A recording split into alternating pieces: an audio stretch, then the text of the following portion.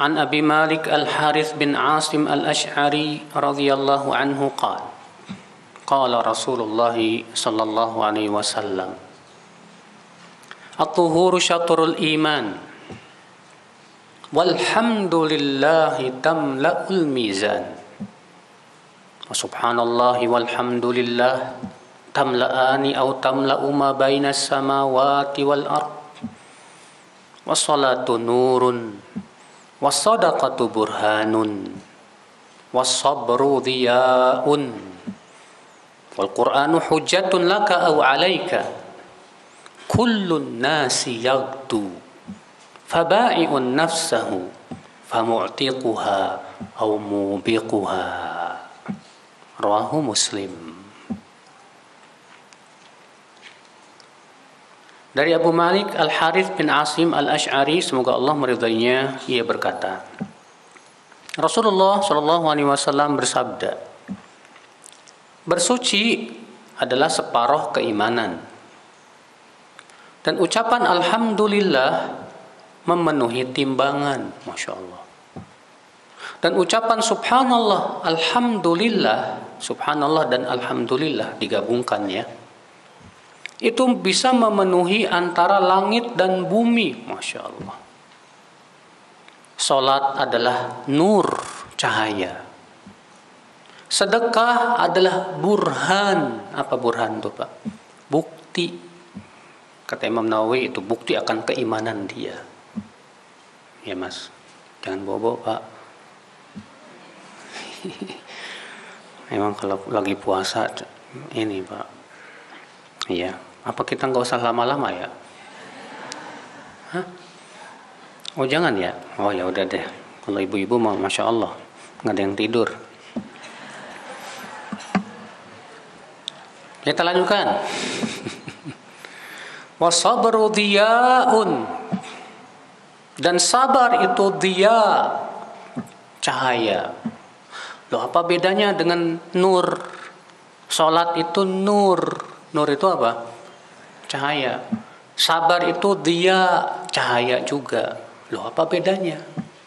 Kata para ulama, dhiya itu biasanya untuk cahaya matahari. Cahaya apa? Matahari. Sedangkan nur itu biasanya untuk cahaya rembulan. Ya. Sabar itu dia cahaya bagaikan cahaya matahari. Kenapa? Cahaya matahari panas nggak Pak? Panas. Bayangkan Bapak kalau berjemur 1 jam aja di bawah cahaya matahari, gimana rasanya Pak? Waduh. Sabar panas nggak Pak? Panas. Tapi manfaatnya seperti cahaya matahari. Panas betul. Tapi manfaatnya luar biasa untuk kehidupan makhluk-makhluk yang ada di bumi. Demikian pula sabar pun manfaatnya untuk kehidupan iman. Ya. Sedangkan sholat cahaya betul, tapi dia cahaya yang tidak ada panasnya. Karena sholat itu menimbulkan kedamaian. Sholat itu menimbulkan ketentraman. Ya. Orang yang senantiasa sholat, hatinya damai, tentram, seperti cahaya rembulan. Dia tetap menyinari, ya, tapi tidak terasa panas. Ya. Nah ini rahasianya kenapa Rasulullah menjadikan sholat itu nur, sedangkan sabar itu apa? Dia. Ya. Kita lanjutkan. Wal Qur'anu hujjatun laka aw 'alaika. Dan Al-Qur'an itu adalah hujjah yang akan menolong kamu atau hujjah yang akan membinasakan kamu. Kullun nas yagdu. Semua manusia sedang pergi. Pergi kemana? Semua manusia sedang pergi. Pergi ke surga atau ke neraka. Karena tujuan kita cuma 2 Pak. Nggak ada tengah-tengah. Kita mau berjalan kemana nih? Mau ke surga atau apa? Ke neraka. Silahkan pilih. Liman syaa minkum ayyastaqim. Fabai'un nafsahu famu'tiquha aw mubiquha. Ada yang menjual dirinya. Ya, ia jual dirinya apakah untuk memerdekakan dirinya dari api neraka, ataukah ia akan menjerumuskan dirinya ke dalam api neraka. Dikeluarkan oleh Imam Muslim dalam sahihnya. Masya Allah, Pak Ibu, ini hadis agung sekali, Pak. Ya, baik, dari hadis ini kita ambil faedah ya, Pak, Bu. Dari sini kita ambil faedah yang pertama, fadlut tuhur, keutamaan bersuci, Pak. Karena Nabi mengatakan bersuci itu separuh dari apa? Keimanan. Apa yang dimaksud dengan bersuci ini? Masuk padanya semua bersuci, baik dengan wudu ataupun mandi ataupun tayamum, masuk semuanya. Iya. Dan Allah mencintai, Pak, orang yang suka bersuci itu. Iya. Fihi rijalun yuhibbuna an yatatahharu wallahu yuhibbul mutahhirin. Dalam surat At-Taubah. Di Masjid Quba itu ada orang-orang yang suka bersuci dan Allah cinta kepada orang-orang yang suka apa? Bersuci. Tuh lihat. Iya. Nabi bersabda, "Wala yuhafidhu 'alal wudu' illal muslim." Tidak ada yang bisa menjaga wudunya kecuali apa? Muslim. Masya Allah. Setiap batal pergi dia berwudu. Apalagi ditambah dengan 2 rakaat wudu, Masya Allah, luar biasa. Itu dicintai oleh Allah Subhanahu wa Ta'ala. Iya. Faedah yang kedua yang bisa kita petik, Bapak dan Ibu sekalian, kenapa bersuci itu separuh keimanan, Pak? Karena kata para ulama, kesucian itu ada 2 macam. Yang pertama kesucian batin. Kesucian apa? Batin. Dan yang kedua kesucian lahir, yaitu badan kita. Sedangkan at-tuhur, bersuci, itu adalah kesucian apa? Badan, yang akan berpengaruh kepada kesucian apa? Batin. Berwudu kesucian badan, betul. Tapi kalau antum sholat tanpa wudu, kira-kira gimana, Pak?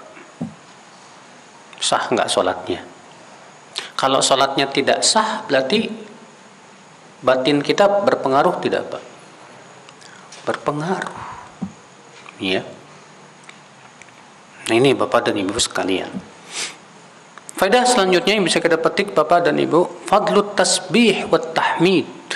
Keutamaan mengucapkan tahmid alhamdulillah. Demikian pula ucapan subhanallah alhamdulillah. Ya. Bayangkan kata Rasulullah, ucapan alhamdulillah memenuhi timbangan. Subhanallah.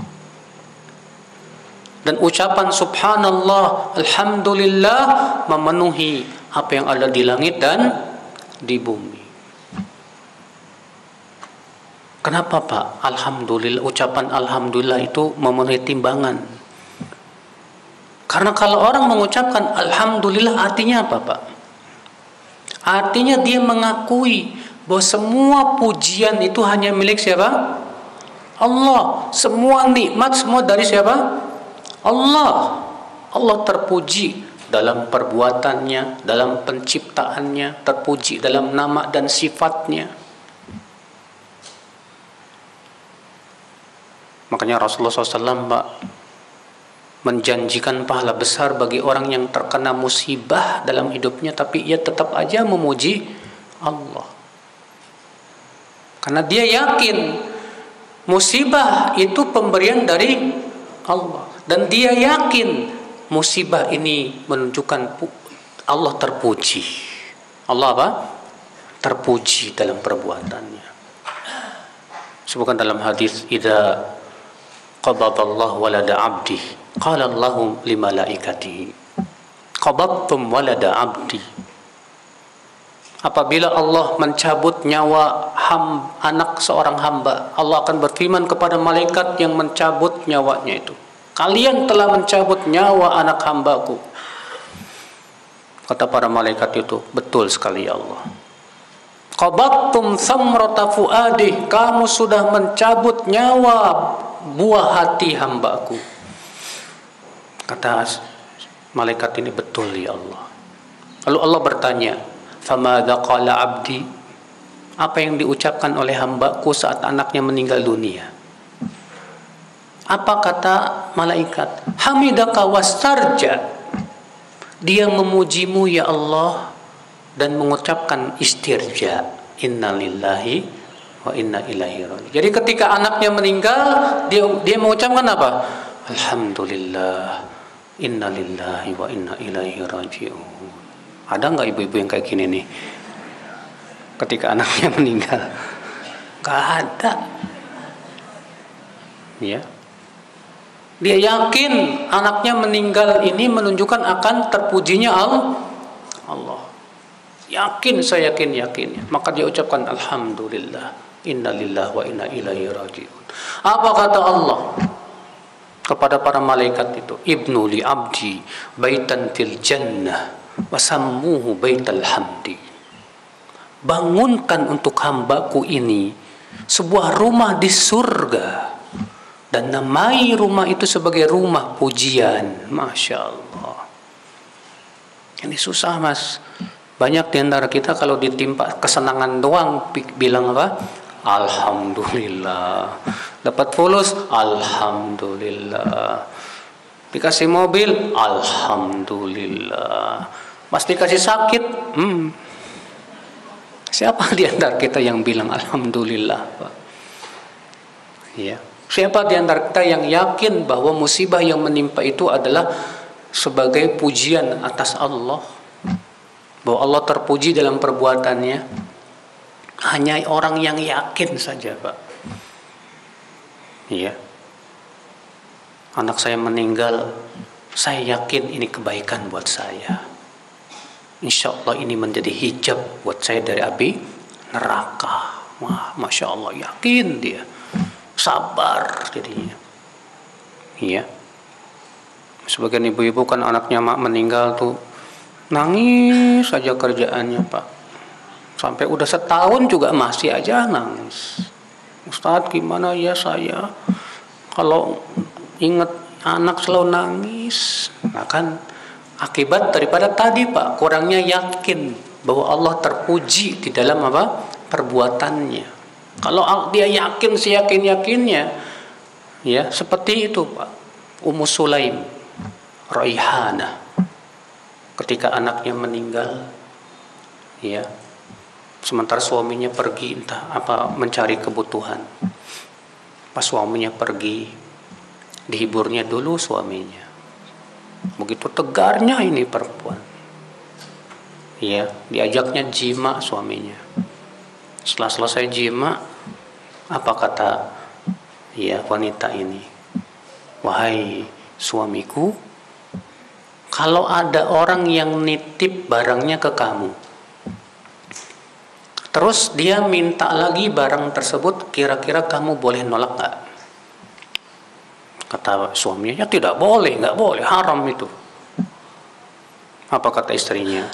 Anak kita itu titipan dari Allah. Ya, sudah diambil sama pemiliknya. Waduh, marah suaminya, Pak. Kok kamu baru kasih tahu sekarang sih? Iya. Tapi subhanallah yang luar biasa itu ketegaran wanita ini loh, Pak. Wanita ini tegar sekali, subhanallah. Dia yakin ini sebagai apa? Ya, sesuatu keadilan dari Allah Subhanahu wa taala. Bahwa Allah terpuji dalam perbuatannya. Itu yang susah, Pak. Ya, kita berusaha untuk ridho dengan ketentuan yang gak enak tuh gak mudah, Pak. Sampai makanya Rasulullah sampai berdoa, wa as'aluka ridho ba'dal qadha. Ya Allah, ya aku memohon kepada Engkau keridhaan ya menghadapi keputusan Engkau yang tidak enak. Kalau keputusan yang enak semua ridho, Mas. Ya enggak? Iyalah. Ya. Yang susah itu ridho menghadapi keputusan Allah yang nggak enak buat kita. Ya. Maka kata Rasulullah, alhamdulillah tamla'ul mizan. Disebutkan dalam hadis Rasul sabda, ma an'amallahu ala abdin nikmatan thumma qala alhamdulillah illa wa qawlu hadha khairun minan ni'ma kama qala. Tidaklah seorang hamba diberi oleh Allah nikmat, lalu si hamba ini mengatakan alhamdulillah, kecuali ucapan alhamdulillah jauh lebih baik daripada nikmat tersebut. Ya. Maka kita kalau dikasih sama Allah hati yang selalu bersyukur nih Pak, Masya Allah luar biasa. Yang selalu memuji Allah dalam setiap keadaan tuh, Masya Allah. Ini luar biasa, makanya pahalanya juga besar. Ya, kata Rasulullah, ucapan alhamdulillah memenuhi apa? Timbangan. Allahu Akbar. Dan ucapan subhanallah, alhamdulillah memenuhi yang ada di langit dan di bumi. Karena hakikat subhanallah artinya apa, Pak? Maha suci Allah. Artinya kita sucikan Allah dari semua kekurangan. Ketika kita melihat ada orang yang terlahir dalam keadaan cacat, kok dia terlalu cacat, terlahir dalam keadaan gak punya tangan, gak punya kaki, maka kita katakan subhanallah. Kita sucikan Allah dari kekurangan. Kita yakin ciptaan Allah semua apa? Sempurna, baik. Ya. Makanya disebutkan dalam hadis ya, Rasulullah pernah melihat seorang laki-laki yang pakaiannya menyeret sampai ke tanah. Maka Rasulullah mengejarnya, Pak, sampai tersengal-sengal nafasnya itu. Setelah sampai kata Rasulullah apa? Irfa thawbak, angkat bajumu. Apa yang terjadi, Pak? Apa kata orang ini? Ya Rasulullah, inna rukbatayya tastok. Ya Rasulullah, dengkulku itu kalau jalan beradu, ya Rasulullah. Apa itu namanya, Pak? Penyakit X. Ya. Hai Rasulullah, aku kalau jalan tuh lututku beradu, ya Rasulullah. Aku malu kelihatan. Apa kata Rasulullah? Kullu khalqillahi hasan. Semua ciptaan Allah itu bagus. Irfa' thawbak, angkat bajumu. Subhanallah. Semua cacat-cacat yang Allah berikan kepada seorang hamba, kita ucapkan seperti yang Rasulullah ucapkan, Pak. Semua ciptaan Allah itu apa? Bagus. Kita sucikan Allah dari apa? Kekurangan. Mungkin akal kita belum bisa sampai sahih. Loh, kok kenapa kita sucikan Allah dari kekurangan? Orang kok dia terlahir dalam keadaan cacat? Mungkin secara akal pikiran kita akan berkata, kok kayaknya Allah nggak adil. Kita katakan, akhi, Allah maha adil. Dan Allah maha tahu tentang ciptaannya. Kenapa si fulan terlahir cacat? Kenapa si fulan terlahir sempurna? Semua telah Allah tentukan dengan ilmu Allah yang sangat dalam. Kalau kita yakin ini, Pak, kita akan senantiasa sucikan Allah. Maha suci Allah dari berbagai macam kekurangan. Ya. Subhanallah. Alhamdulillah. Dan ucapan alhamdulillah, kalau digabungkan ini antara subhanallah dengan alhamdulillah, dahsyat ya. Kata Rasulullah, memenuhi yang ada di langit dan di bumi. Masya Allah. Allahu Akbar. Makanya Rasulullah SAW, Pak, di akhir hayatnya disuruh oleh Allah untuk menggabungkan dua tadi, Pak. Dalam surat apa itu? Wa ra'aitan nasa yadkhuluna fi dinillahi afwaja. Terus fasabbih bihamdi rabbika wastaghfir innahu kana tawwaba. Maka Rasulullah pun semenjak turunnya ayat ini dalam ruku dan sujudnya selalu membaca subhanakallahumma rabbana wa bihamdika allahumma gfirli, karena mempraktikkan perintah Allah dalam Al-Quran. Ya.